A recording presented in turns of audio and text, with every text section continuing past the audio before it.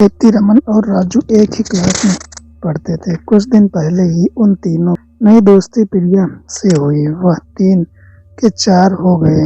वह चारों अपने क्लास में बैठे हुए अपने गप्पे लड़ा रहे थे। कुछ भी हो दोस्त, यह हमारे कॉलेज का आखिरी साल है। उसके बाद हम सब कहाँ होंगे यह हमें भी नहीं। हाँ, सही कहा रमन। सभी अपने अपने जीवन में व्यस्त। एक तरफ हम दोनों नौकरी के लिए और वहीं प्रिया दीप्ति किसी सुंदर लड़के के साथ विवाह करके अपने आप जीवन को व्यस्त हो जाएगी। हम तीनों मिडिल क्लास फैमिली से हैं, लेकिन दीप्ति एक रॉयल फैमिली से है।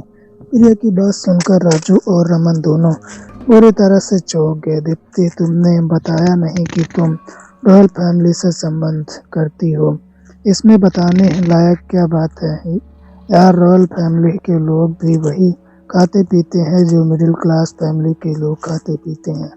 पहली बार देख रहा हूँ कि किसी रॉयल फैमिली की लड़की गांधी जी के विचार पर अपना जीवन व्यतीत कर रही है। तुम्हारे कहने का क्या मतलब है? हमारे बापू गांधी जी के भी यही 4 विचार थे। सदा जीवन उच्च विचार। दीप्ति, हमें अपने परिवार के बारे में कुछ तो बताओ यार। दरअसल मेरे पूर्वज अंग्रेजों के बहुत अच्छे दोस्त थे और मैं बचपन से ही सुनती चली आ रही हूँ कि जब भारत में अंग्रेजी शासन हुआ करता था तब मेरे परदादा की दोस्ती महारानी विक्टोरिया से थी। फिर तो तुम्हारे पास पैसे की कोई कमी नहीं होगी। मेरे परिवार में पैसे की वास्तव में कोई कमी नहीं। गरीबी क्या होती है यह मुझे पता ही नहीं, लेकिन अब ऐसा बिल्कुल नहीं है। मेरे पिता ने शादी एक बहुत ही साधारण लड़के से की थी। मुझे में मेरी माँ के सारे गुण हैं। मैं तुम्हारे माता पिता किसी बंगले में रहते हैं या फिर उनका कोई खानदानी घर है या कोई हवेली है? नहीं, मेरे पिता पूर्वजों की हवेली में ही रहा करते थे। वैसे अगर तुम सब चाहो तो मेरे घर पर कुछ दिनों के लिए रह सकते हो। मेरी माँ खाना बहुत अच्छा बनाती है और वो स्वभाव की बहुत अच्छी है। तुमने तो हमारी प्रॉब्लम ही सॉल्व कर दी। दीप्ति, वैसे भी कॉलेज में 1 हफ्ते की छुट्टी है। हम सोच ही रहे थे कि छुट्टियाँ को कहाँ बिताया जाए। राजू ने सही कहा, अब ये छुट्टी कहीं और नहीं बल्कि तुम्हारी हवेली में ही बिताई जाएगी। वैसे तो तुम कोलकाता की रहने वाली हो ना? कोलकाता में किस स्थान पर बनी है तुम्हारी हवेली? अगले दिन रमन, राजू और प्रीति दीप्ति की कार में बैठकर सीधा कोलकाता की ओर रवाना हो गए। उन सब ने कोलकाता जाने के लिए कार को ही चुना। रात के 11 बजे वह दीप्ति की आलीशान हवेली के बाहर खड़े हुए थे। हवेली के बाहर एक बड़ा सा गेट लगा हुआ था। वो तीनों आंखें फाड़ फाड़ कर दीप्ति की पूर्वजों की हवेली देख रहे थे। अरे, इस तरह की हवेली तो मैंने फिल्मों में देखी है भाई। जब यह बाहर से देखने में इतनी विशाल नजर आती है तो अंदर से कितनी बड़ी होगी। मुझे तो डर लग रहा रमन की कहीं हम दीप्ति की हवेली के अंदर खो न जाएं। रमन और प्रीति ने इतना कहा ही था कि तभी एक अजीब से दिखने वाली और बालों से चेहरा ढका हुआ था अचानक उन सबके सामने आकर खड़ी हो गई। इस हवेली को मत देखो मूर्खों। तुम जिस स्थान पर खड़े हो उस स्थान को गौर से देखो। कौन हो तुम और क्या बकवास कर रही हो? क्या कहना चाहती हो? मैं तुम सबको यही बताना चाहती हूँ कि इस विशाल हवेली के सम्मोहन में मत आओ। वापस लौट जाओ। यह काचरवाड़ी है और तुम सब इस शहर के नहीं लगते। तुम सब के सब में बेमौत मारे जाओगे। तभी दीप्ति क्रोध भरी नजरों से उस औरत की ओर देखती हुई बोली, यहाँ से जाओ वरना तुम जानती हो कि मैं क्या कर सकती हूँ। दीप्ति ने इतना कहा ही था कि तभी वह बुरी तरह से डर गई और वहां से चुपचाप चली गई। अचानक हवेली का विशाल गेट खुल गया। उन सब ने देखा हवेली के अंदर एक सुंदर अधेड़ उम्र की औरत उन सबको बहुत ही प्रसन्नता भरी नजरों से देखे जा रही थी। मगर जैसे ही उस औरत की नजर दीप्ति पर पड़ी तो उसके होठ पर एक गहरी सी रहस्यमय मुस्कान आ गई। दीप्ति अपने दोस्तों की ओर देखकर बोली, यह मेरी माँ है। इनका नाम सुखमणि है। यह सब कौन है? दीप्ति, यह सब मेरे दोस्त हैं, कुछ दिन हमारी हवेली में रहकर एंजॉय करना चाहते हैं। हमारी काचरवाड़ी में मेहमानों का बहुत आदर सत्कार किया जाता है। अपने दोस्तों को अंदर ले जाओ। दीप्ति अपने दोस्तों को हवेली के अंदर ले गई, मगर जैसे ही रमन, राजू और प्रीति ने हवेली के अंदर प्रवेश किया, अचानक हवेली का मुख्य द्वार अपने आप से बंद हो गया।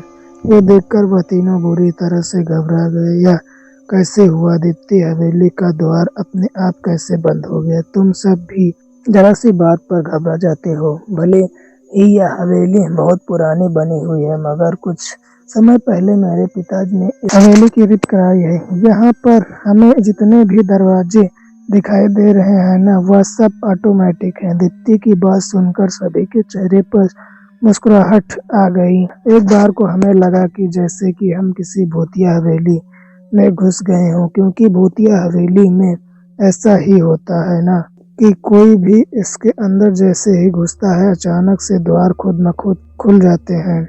उसकी आवाज हवेली में गूंज गई। कुछ ही देर बाद वह सब डाइनिंग टेबल पर बैठे हुए थे। तुम सब यहाँ आराम से बैठो, मैं तुम सबके लिए भोजन लगवाती हूँ। इतना कहकर सुखमणि वहाँ से चली गई। कुछ देर बाद दो महिलाएं लंबा सा घूंघट डाले हुए हाथों में खाने की बड़ी बड़ी डिशेस लेकर वहाँ पर आ जाती हैं और डाइनिंग टेबल पर रखकर वहाँ से चली गई। अरे, मुझे तो बहुत तेज की भूख लगी है। दोस्तों, तुम सबका क्या विचार है? अरे, नेकी और पूछ भूख तो मुझे भी बहुत तेजी से लगी है। 15 घंटे के सफर में मेरी हालत खराब कर दी है।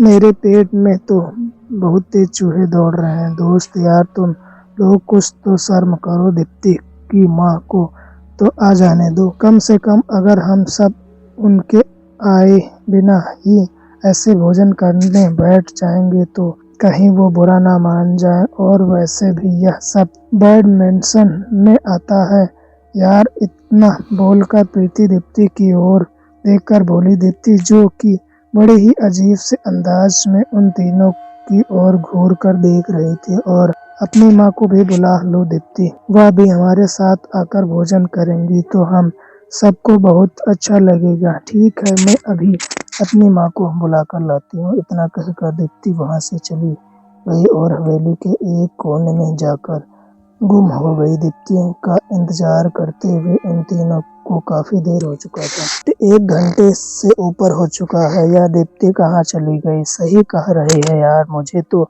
ऐसा लग रहा है जैसे कि पूरी हवेली में हम तीनों के अलावा और कोई भी मौजूद ना हो, और जो 2 महिलाएं अभी अभी यहाँ आई थी उनका भी कोई अता पता नहीं है। यार, कहीं यह दीप्ति हमें डरा तो नहीं रही? रमन ने इतना कहा ही था कि तभी उन तीनों के कानों में संगीत की आवाज गूंजने लगी। राजू ने डरते हुए ऊपर की ओर इशारा किया।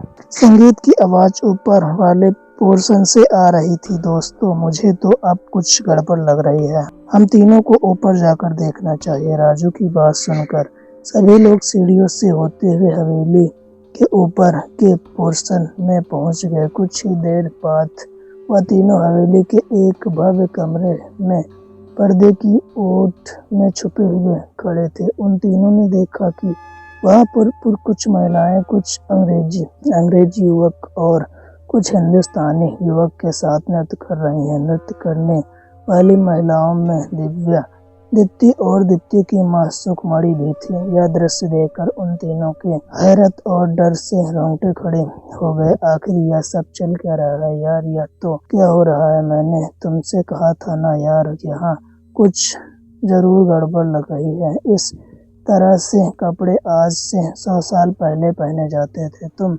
सबने एक बात पर गौर किया नहीं? दीप्ति की माँ सुखमणि भी उनके साथ देखो कैसे अश्लील नृत्य कर रही है। सुखमणि जब गेट के बाहर मिली थी तब वह बूढ़ी थी, मगर अब देखो कैसे उसका चेहरा जवान युवती की तरह लग रहा है। प्रीति ने यह बात बोली ही थी कि तभी वह सब नृत्य करके रुक गए।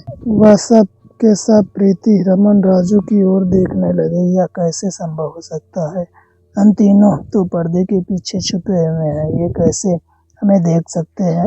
हम सबको यहाँ से भागना होगा दोस्तों। हम सब किसी भूतिया हवेली में फंस गए हैं। वह तीनों दौड़ते हुए हवेली के नीचे की ओर भागे। वह तीनों सीढ़ियों से उतर ही रहे थे कि तभी उनके कानों में दीप्ति की आवाज टकराई। अरे तुम तीनों कहाँ चले गए थे? उन तीनों ने देखा कि डाइनिंग टेबल पर दीप्ति और उसकी माँ सुखमणि बैठे हुए उन सबको नजरों से देखे जा रही थी। हम तुम्हारा यहाँ डाइनिंग टेबल पर कब से इंतजार। तुम तीनों कहाँ चले गए थे? आओ, खाना ठंडा हो रहा है। दीप्ति के कहने पर मैंने तुम सबका पसंदीदा व्यंजन बनाया है। यह सब क्या हो रहा है यार? कहीं जो हमने देखा वह सब हमारा वहम तो नहीं था? वहम कैसे हो सकता है? हमने जो कुछ भी देखा अपनी आंखों से देखा। अरे वो सब सच था। अरे लेकिन अब जो हम देख रहे हैं वो भी तो सत्य ही है। प्रीति और उसकी माँ डाइनिंग टेबल पर बैठे हुए हैं, हमारा ही इंतजार कर रहे हैं। जो भी हो, मुझे पूरा विश्वास हो गया कि हम सब ने जो भी देखा हुआ हमारा वहम था। और वो तीनों धीरे धीरे कदमों से चलते हुए डाइनिंग टेबल की ओर चले गए, चेयर पर भी बैठ गए। तुम सबको चिकन बहुत पसंद है ना, इसलिए मैंने तुम सबके लिए चिकन बनवाया है। उन तीनों ने जैसे ही डाइनिंग टेबल पर रखे हुए डिशेस हटाए तो डर के मारे तीनों की चीख निकल गई। उन तीनों ने देखा कि उन डिशेस के अंदर दीप्ति और दीप्ति की माँ सुखमणि के कटे हुए सिर रखे हुए थे, जो उन सब की ओर देखकर अजीब से अंदाज से हंस रहे थे। अचानक चेयर पर बैठी हुई दीप्ति को सुखमणि का चेहरा बहुत भयानक हो गया। मूर्ख इंसानों, क्या तुम सबको अभी भी समझ में नहीं आया कि हम सब इंसान नहीं है और तुम जिस हवेली में बैठे हुए हो वो भूतों का अड्डा है। यहाँ पर लोग जीवित आते हैं मगर जीवित बाहर जाते नहीं। राजू, रमन और प्रीति कुर्सी से उठने का प्रयास करने लगे। उन तीनों के चेहरे पर डर और बेबसी झलकने लगी। राजू सुखमणि के चेहरे की ओर देखने लगा और बोला, आखिर हम तीनों ने तुम्हारा क्या बिगाड़ा है? हम तीनों को छोड़ दो। लेकिन दीप्ति, कैसे संभव हो सकता है? तुम तो हमारी तरह इंसान हो, तुम ऐसा नहीं कर सकती। रमन के ऐसा कहने पर दीप्ति भयानक चेहरे के साथ किसी डायन की तरह बोली, यह तुम्हारी गलतफहमी है रमन कि मैं इंसान हूँ। यह काचरवाड़ी है। यहाँ दिन के साये में कोई भी भटकना पसंद नहीं करता। मैं कोई इंसान नहीं हूँ मूर्ख, मैं एक डायन हूँ। जब कोई इंसान यहाँ पर भटकना भूल जाता है तब मैं इंसान का रूप लेकर अपने झांसे में लेकर उसे खुद यहाँ पर लेकर आती हूँ। यह हवेली बरसों पहले अंग्रेजों की अय्याशी का अड्डा हुआ करती थी। उस समय के अंग्रेज हम जैसी भोली भाली स्त्री और महिलाओं को फांस कर यहाँ अपनी अय्याशी पूरी करने के बाद जिंदा जला देते थे। अंग्रेजों के जाने के बाद भी यह सिलसिला लगातार चलता रहा और उसके बाद यह हम सब बेबस महिलाओं की आत्माएं भटकती हैं। सुखमणि ने इतना कहा ही था कि तभी देखते ही देखते हवेली के और कमरों से भी भयानक चेहरे वाली स्त्रियां निकलकर उन तीनों के करीब आने लगी और तीनों बुरी तरह से चीखने लगे। कुछ ही देर में उन तीनों की चीखें मौत की चीख में परिवर्तित होकर शांत हो गई। कुछ हफ्तों बाद पुलिस को रमन, प्रीति और राजू के मृत्यु शरीर काचरवाड़ी में बनी हुई उस सुनसान हवेली के अंदर मिले।